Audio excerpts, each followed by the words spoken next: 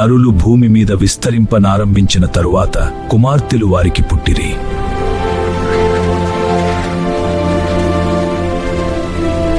దేవుని కుమారులు నరుల కుమార్తెలు చక్కని వారిని చూచి వారందరిలో తమకు మనస్సు వచ్చిన స్త్రీలను వివాహము చేసుకొనిరి. నా ఆత్మ నరులతో ఎల్లప్పుడూ వాదించదు.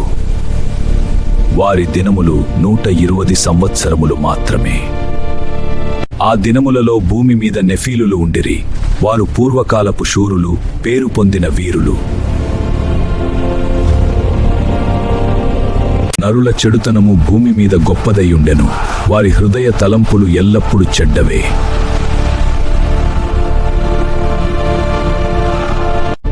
మనుష్యులను సృష్టించినందుకు యెహోవా సంతాపము నొందెను. ఆయన హృదయం దుఃఖముతో నిండెను. నేను సృష్టించిన మనుష్యులను భూమి మీద నుండకుండా తుడిచివేయుదును. అయితే నోవహు యెహోవా దృష్టిలో కృప పొందినవాడయ్యెను.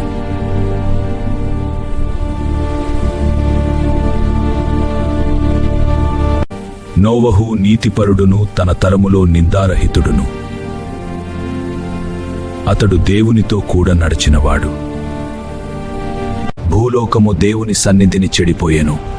భూమి మీద సమస్త శరీరులు తమ మార్గమును చెరిపివేసిరి. భూమి బలాత్కారముతో నిండియున్నది. వారి అంతము నా సన్నిధికి వచ్చియున్నది. ఇదిగో వారిని భూమితో కూడా నాశనము చేయుదును.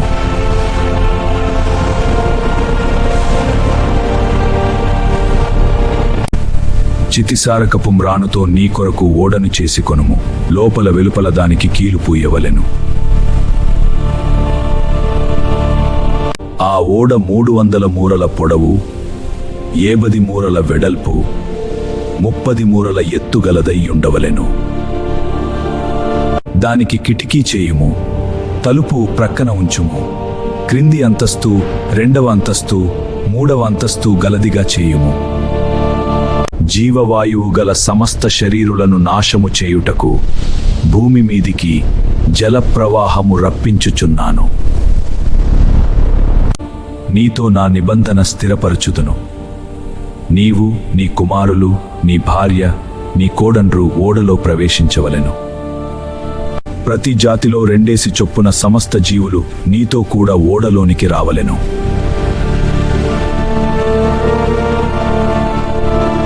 నానా విధములైన ఆహారములను కూడబెట్టి నీ దగ్గర ఉంచుకొనుము.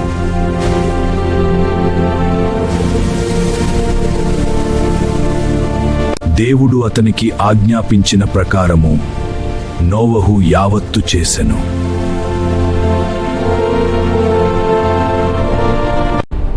ఈ తరములో నీవే నా ఎదుట నీతిమంతుడవు.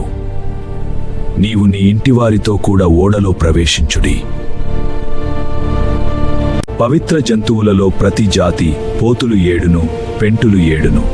అపవిత్ర జంతువులలో 2 చొప్పున తీసుకొనుము. ఆకాశ పక్షులలో ప్రతి జాతి మగవి 7, ఆడువి 7 భూమి మీద సంతతిని కాపాడుటకై ఉంచుకొనుము. అవును, ప్రభువు ఆజ్ఞాపించిన ప్రకారము మనము చేయవలెను. అవును తండ్రి, జంతువులను నడిపిస్తున్నాను. ఆ సరఫరా సిద్ధంగా ఉంది తండ్రి. యెహోవా ఆజ్ఞాయకాకం నోవహు యావత్తు చేసెను.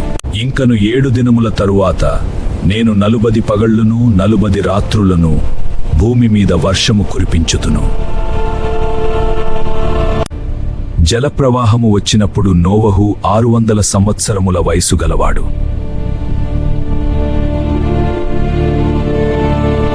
నోవహును, అతని కుమారులను, అతని భార్యయు, అతని కోడండ్రును ఆ ప్రవాహ జలములను తప్పించుకొనుటకై ఓడలో ప్రవేశిరి. పవిత్రమైనవి, అపవిత్రమైనవి, పక్షులు మరియు నేలను ప్రాకు జంతువులు మగది ఆడుది జత జతలుగా ఓడలోనికి వచ్చిరి. 7 దినములైన తరువాత ప్రవాహ జలములు భూమి మీదికి వచ్చెను.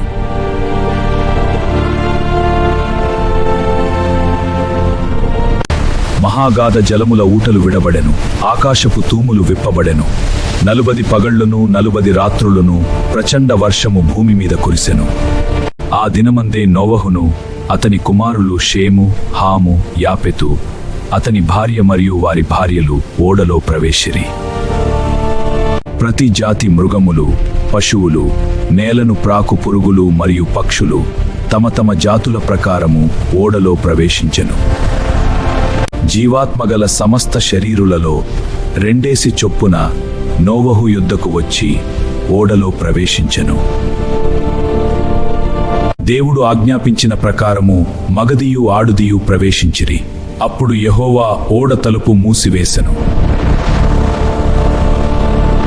జలప్రవాహము 40 దినములు భూమి మీద కురిసెను.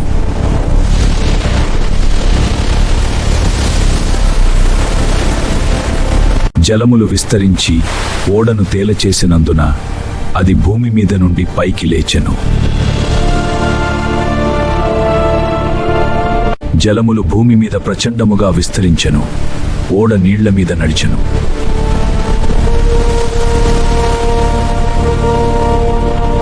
ఆకాశము క్రిందనున్న గొప్ప పర్వతములన్నీయు జలముల చేత మునిగిపోయెను.